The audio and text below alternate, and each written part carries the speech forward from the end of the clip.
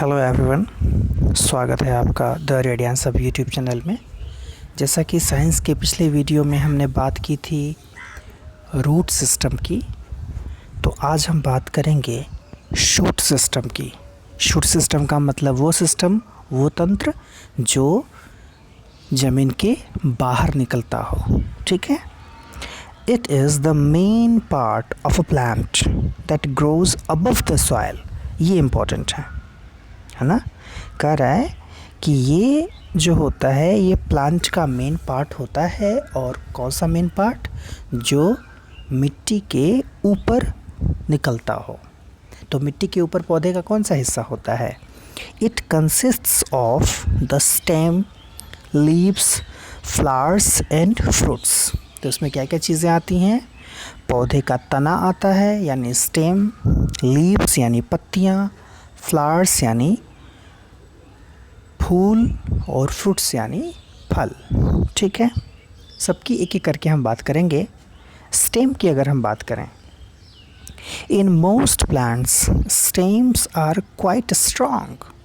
ज़्यादातर पौधों में स्टेम कह रहा है कि ये स्ट्रॉन्ग होती हैं and hold the plant upright. और इनका मेन काम क्या होता है? पौधे को सीधा रखना। सीधा जो पौधा खड़ा होता है वो प्लांट्स के स्टेम के कारण ही हो पाता है।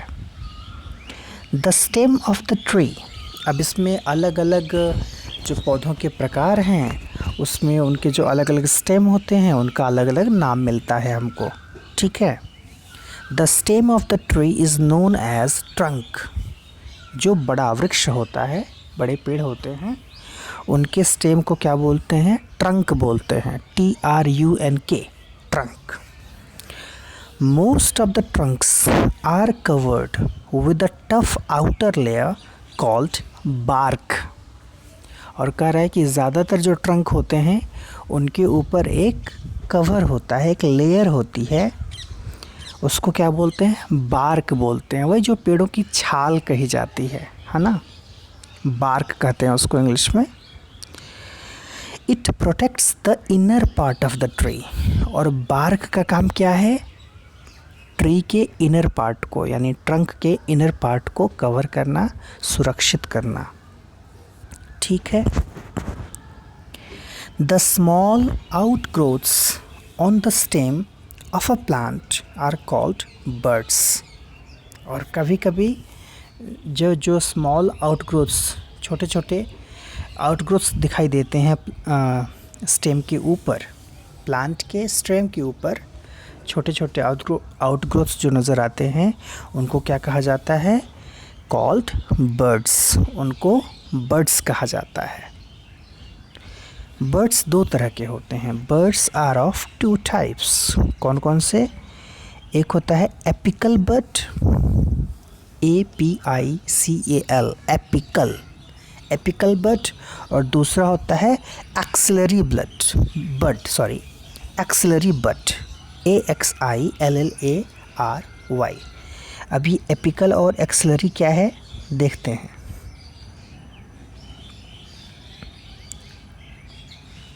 एपिकल, जिसको हम टर्मिनल भी कहते हैं, but is present at the top of the shoot. देखिए ये ऐसे याद रखने की ज़रूरत है। वैसे भी आप जानते हैं एक वर्ड इंग्लिश में एपेक्स, APEX, सबसे ऊंची चोटी को एपेक्स कहा जाता है। जैसे अगर कोर्ट्स की बात करें तो जो हमारे देश में सबसे ऊपर कोर्ट है, सुप्रीम कोर्ट जिसको कहते हैं, उसको एपेक्स कोर्ट कहा जाता है। तो एपेक्स का मतलब सबसे ऊंचाई की बात। तो एपिकल का मतलब वही होता है, but this bird is present at the top of the shoot.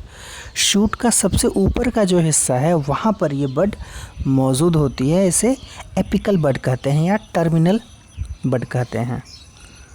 It is responsible for the upward growth of a plant.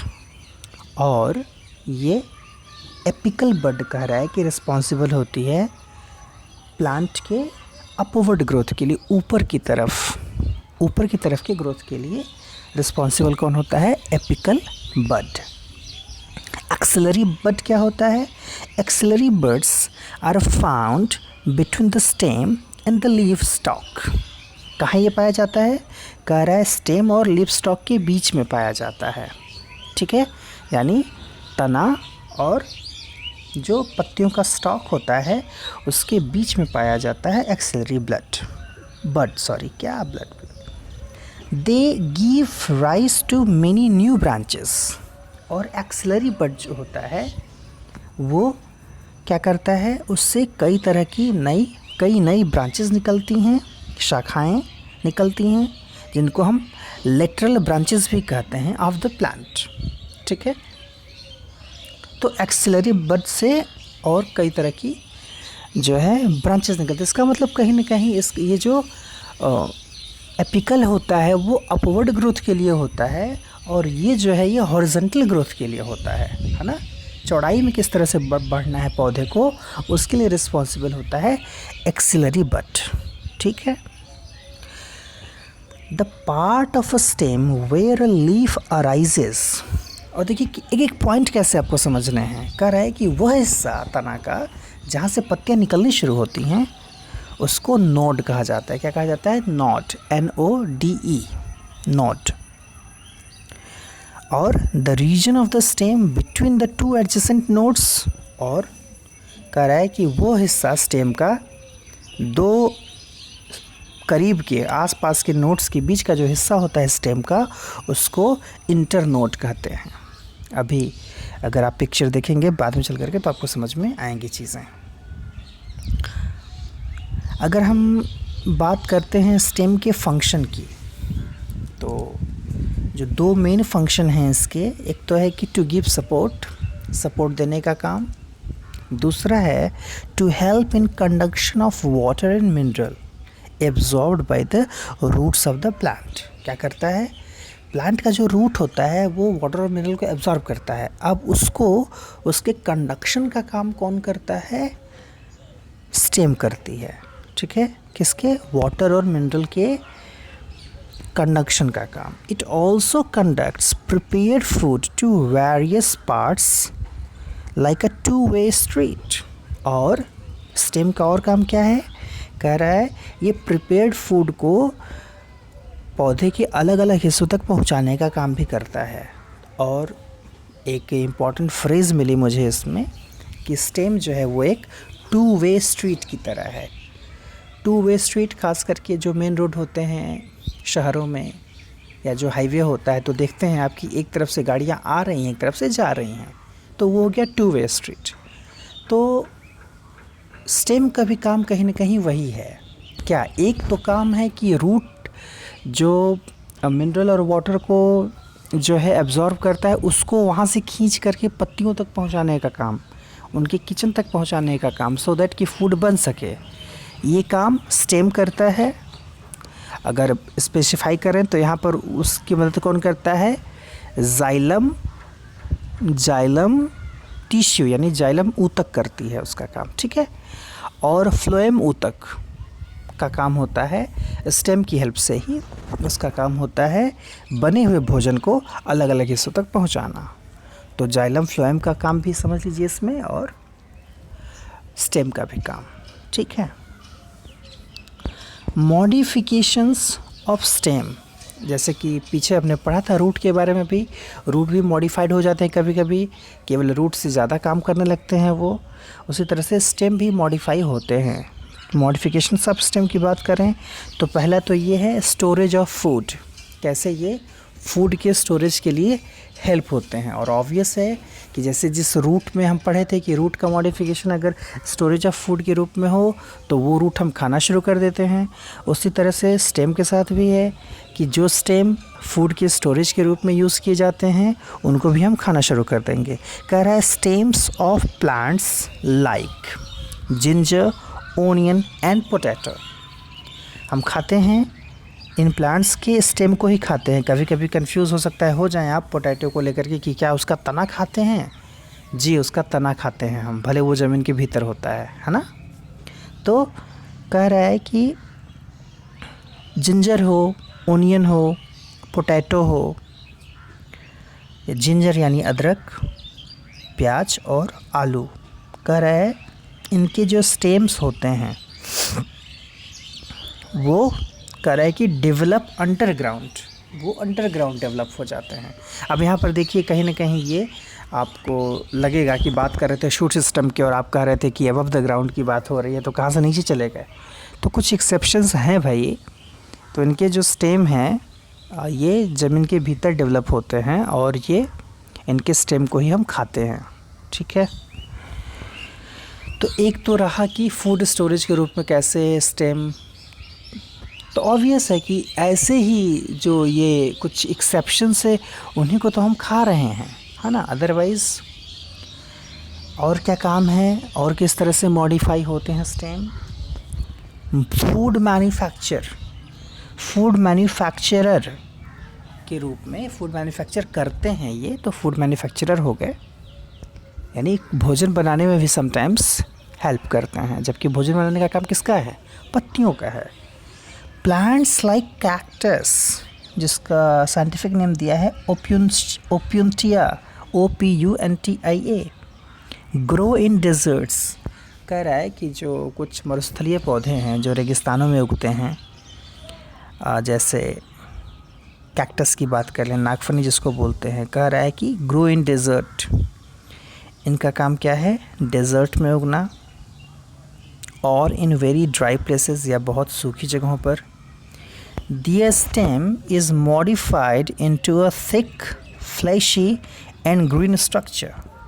कह रहा है कि इनका जो स्टेम होता है वो मॉडिफाई हो जाता है, कैसा, थिक हो जाता है यानी मोटा घना, फ्लैशी यानी उसमें काफ़ी फ्लैश मिलेगा आपको, ग्रीन स्ट्रक्चर। फ्लैशी तो ऐसे भी समझ सकते हैं, फ्लैशी का मतलब जैसे आपने देखा होगा, अगर इसे नागफनी तो खैर देखे होंगे तो भी समझ में आ जाएगा, अदरवाइज़ जो एलोवेरा की पत्तियां होती हैं तो उसमें कैसे आपको फ्लैश नज़र आता है ना, वैसा ही। तो कह रहा है कि इसका स्टेम कह रहा है कि वो मॉडिफाई हो जाता है थिक, फ्लैशी और ग्रीन स्ट्रक्चर में, हरा रंग का हो जाता है। और these stems manufacture food by photosynthesis and also conserve water. और ये जो स्पेशली कैक्टस जैसे पौधों के जो स्टेम होते हैं, कह रहा है कि ये पत्तियों की तरह काम करते हैं और वो फूड मैन्युफैक्चर में हेल्प करते हैं फोटोसिंथेसिस के थ्रू, और वाटर कंजर्वेशन में भी हेल्प करते हैं, ये वाटर कंजर्व भी करते हैं, ठीक है। फिर है अगला पॉइंट, डिफेंस का काम कैसे करता है स्टेम, सुरक्षा पहुंचाने का काम। In some plants like citrus जैसे पौधे जो होते हैं, the buds in the stem are modified. इनके जो स्टेम में जो बड होते हैं, कह रहा है वो मॉडिफाई हो जाते हैं hard, pointed and sharp structure,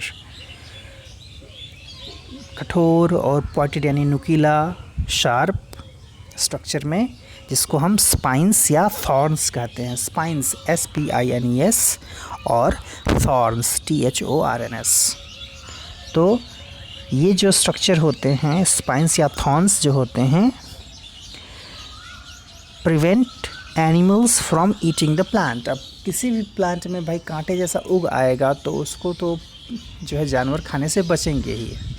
हाँ, अगर बात करिएगा ऊँट जैसे जानवर की तो वो तो खाता ही है, उसकी जीभ मॉडिफाई होती है उसके हिसाब से। अच्छा, नेचर भी क्या खूब खेल खेलती है, अलग अलग ढंग से सबको व्यवस्था दे रखी है। हाँ, पौधों को अलग व्यवस्था दे रखी है कैसे अपनी सुरक्षा करें, जानवरों को अलग व्यवस्था दे रखी है कैसे चीज़ों को वो खाएं। तो ये रही बात कि डिफेंस के लिए कैसे जो है हेल्प करता है स्टेम। अब उन्हीं चीज़ों को जो अभी हम बता रहे थे उसको देख लीजिए एक बार फिर से। स्टेम कैसे देखिए दिया हुआ है कि जैसे ही ऊपर का हिस्सा ये पूरा जो है हरा बीच में गया हुआ है, तो ये स्टेम है। एपिकल बड देखिए सबसे ऊपर दिख रहा है एपिकल बड। नोड्स की बात करें तो देखिए जहाँ से पत्तियाँ निकल रही हैं ना, जो तीर 2 लगा हुआ है जहाँ से पत्ती निकल रही है उसको नोड्स कहेंगे। और ऑब्वियस है इन्हीं दोनों के बीच की अगर दूरी की बात कर लें, स्पेस की बात कर लें, उसको इंटरनोड कहेंगे। और एक्सिलरी बड वही है जिससे अलग ब्रांचेस निकलते हैं, तो एक्सिलरी बड दिया हुआ है यहाँ पर। पत्तियाँ आप जानते ही हैं, लीफ। तो ये रहा आपका शूट सिस्टम, और यहाँ पर ये आज कंप्लीट करते हैं हम। ठीक है, धन्यवाद।